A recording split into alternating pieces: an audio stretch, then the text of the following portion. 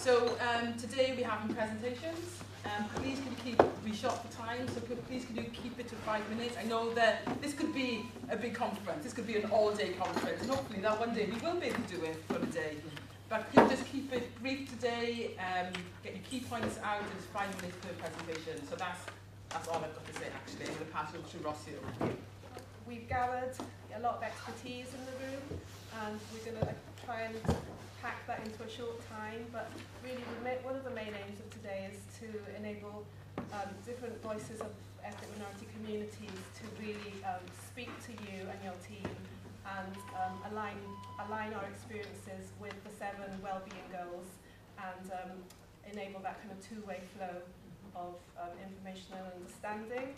And if it's okay with you, we would prefer for the presentations from the various panel members to precede your response, if that's going to be okay. Yeah, of course. Yeah. And my brief is to work with Welsh Government to increase the diversity of apprenticeships. And one of those remits is to increase the amount of BME people that go into apprenticeships. Over a period of time, we've seen an increase of people from BME backgrounds going into apprenticeships. And after much wrangling with Welsh Government, they have now introduced a 1% increase for providers to make sure disabled people have access to apprenticeships, but there is no such target for BME groups. Research on economic resilience identified very strongly that the most important factor when it comes to surviving uncertain markets, financial downturn, political upheaval, is generational wealth. So this is a type of wealth, such as land, assets, savings, that are passed from one generation to the next and help the younger generation have a greater social mobility than their previous generation, their parents' generation, to move up the social ladder to become more financially secure. It's quite clear that obviously BME communities, being more recent migrants, don't have access to that same type of generational wealth. But there is also, differences. We need to acknowledge the differences within the BME groups, and this is also another intersectional aspect of the whole approach, I think, because there are differences, and there are differences between different ethnic groups, and some groups are more disadvantaged than the other ethnic groups, and this comes out very strongly in our research. Just to there are 2 aspects for BME people who are not healthier is hereditary and lifestyle. Hereditary is something which we cannot control, but lifestyle is something which we can, and it all depends on the individual's attitude. Also, BME people, most of them do not access the services that are available. That's the statistics we've already received from Welsh Government. Also, the messages that are sent is not connected to them. They do not think that it is for them, so they neglect and they don't really take care of themselves. I don't want to seem to be criticising totally every strand and strata of Welsh Government, although it would be very easy for me to do so. But I wanted to touch upon elected members. Elected members in Welsh Government, not representative of Wales. Employment of staff in the Welsh Government, not representative of Wales. Public appointments, not representative of Wales. So when you look at the cultural sector across Cardiff and beyond Cardiff, across Wales, where is the space for BME communities to go to? Where is the space that we can put on shows and events and things that we want to put on? Often we're given space, we're given permission by other organisations, whether that's the WMC or whether that's the Sherman or other cultural institutions, they invite us in. There's always a point of invitation to come in, permission to put on. And I think that needs to change if we want to see a vibrant Wales. Other issues, of course, regarding our overall ecological footprint. Wales uses more than its fair share of global resources. So the impact of that on global communities is destruction of habitats and the resources upon they rely upon, but also robbing them of the ability to use the world's resources in a fair way for their own development. In terms of more resilient Wales, I mean, lots of youth clubs are in this area and lots of provision for young people is gone. And we're talking about young people being involved in knife crime, being socially isolated. For example, the Butetown Pavilion, £300,000 about that money was spent on redevelopment rather than doing on projects for young people going on trips, making a more socially inclusive young people to get away, deter them from committing these crimes.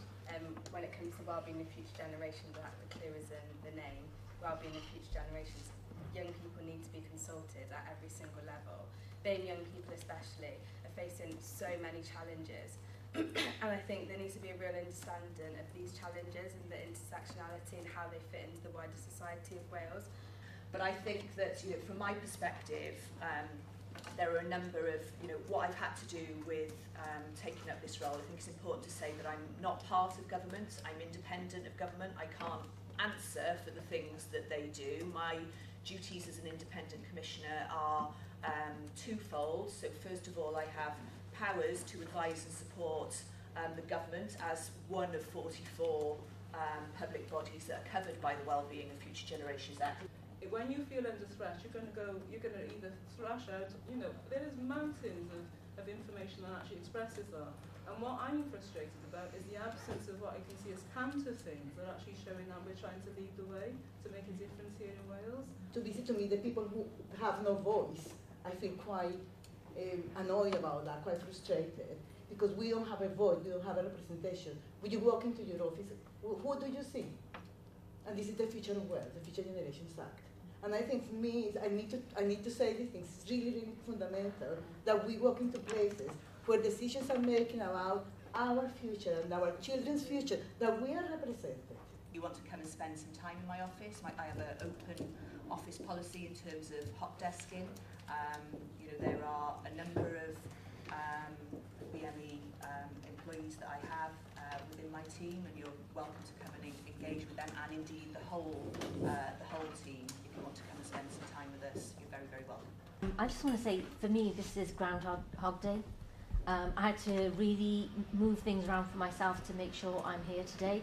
I'm here because the Future Generations Act is important. I totally get where you're at in terms of the challenge you have, but flip it round the other side. I'm coming up to my mid-50s. There are, you know, women in here who are close to their retirement age, and, you know, we have young men like this young man here who's, you know, old enough, at the same age as my kids.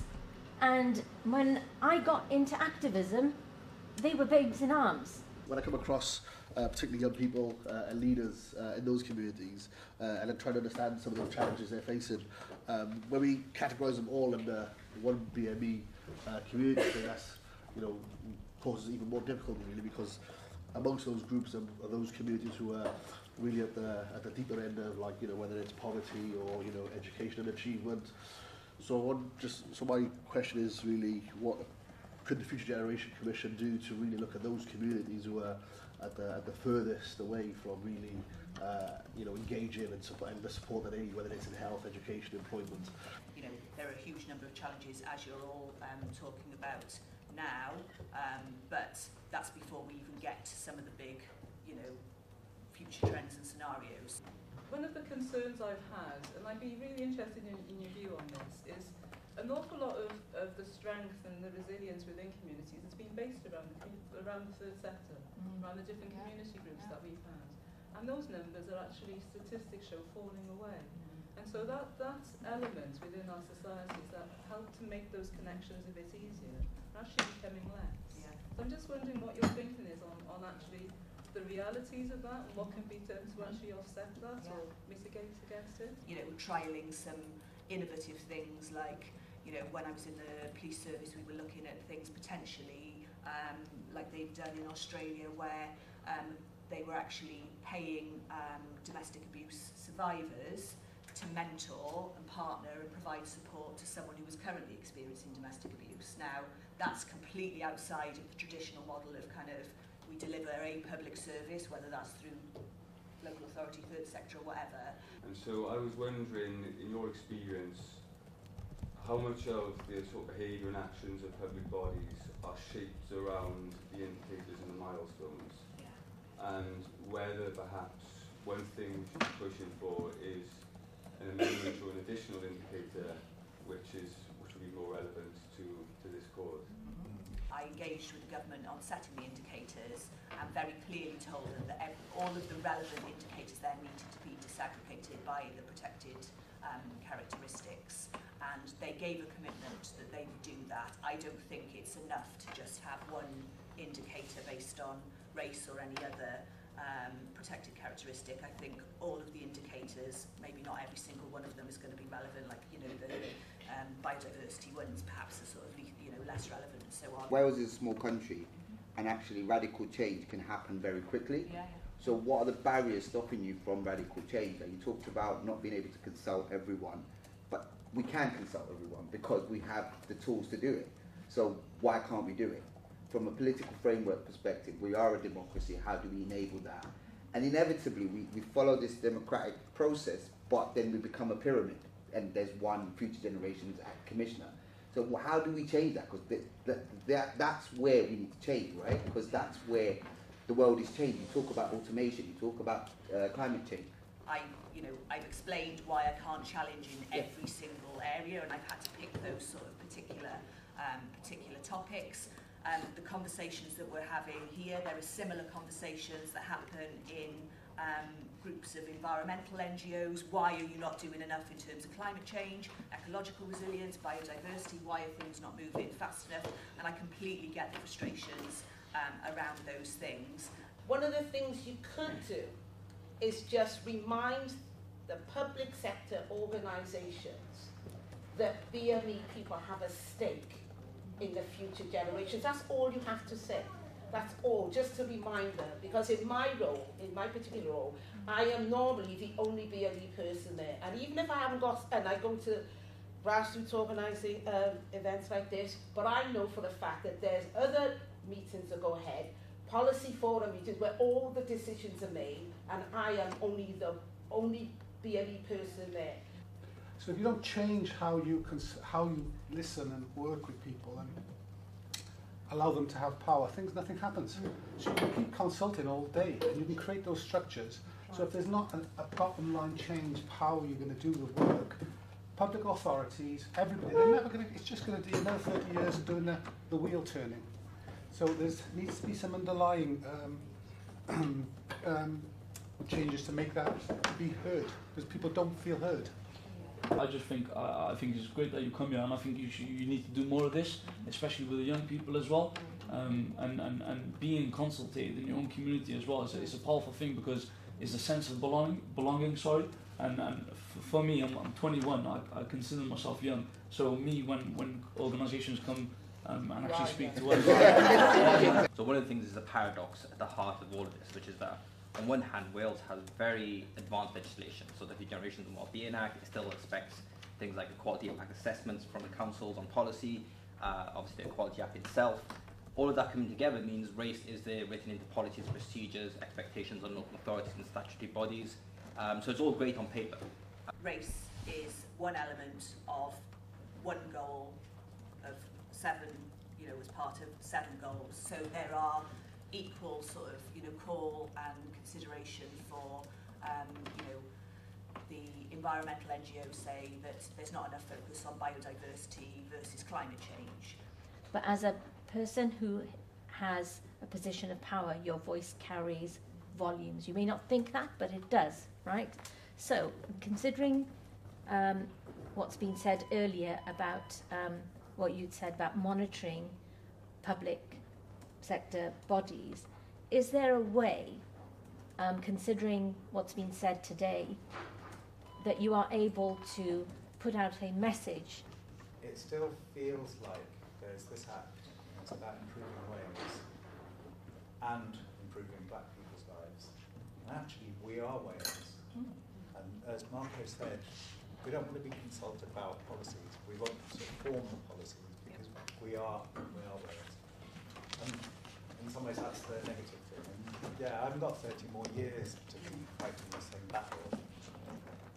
But to turn it into a positive, how can we actually help your office? Yes. Ways. On an operational level, it was I understand the expectation that the equality impact assessments ought to be monitoring the operational decision making that is happening and look at the potential impacts. Now, to what extent do we know that those EISs are actually taking place? It's not enough, I think, for one voice, so I do really want to echo what everyone else has said. Everything is valuable. It's not just those individual voices, and I speak for myself that I agree. For me, the main things that have come out here, you spoke about these 6 areas that you're focusing on, and you asked what is the thing that you need to focus on in terms of this area of work. It's come out about representation. It's come out about the fact that this is Groundhog Day, this is 30 years later, same thing is happening. And I think the really important thing is it's about radical change. And I'd like to highlight, and I'm assuming, though I don't want to make an arse out of you and me, as someone told me recently, I don't like to assume, you spoke about having frustrated champions. And I would hope that you are a frustrated champion. And therefore, use that energy, use your position of power, use your position of privilege, and leverage it. You're in that position, you be the mouthpiece for those voices that are not heard until we are heard. Use your space to communicate these messages from us, from groups who are representing disabled people, from groups who are representing working class people, from groups who are representing all of the oppressed communities across this nation. Use your space to speak for us, use your power, use the documents, the proposals that you're writing, the guidance you're writing, monitor that when you're putting things out there, these are being heard, hold people to account as has been raised, and I think those are really the key things that need to be done and that you need to use your space for.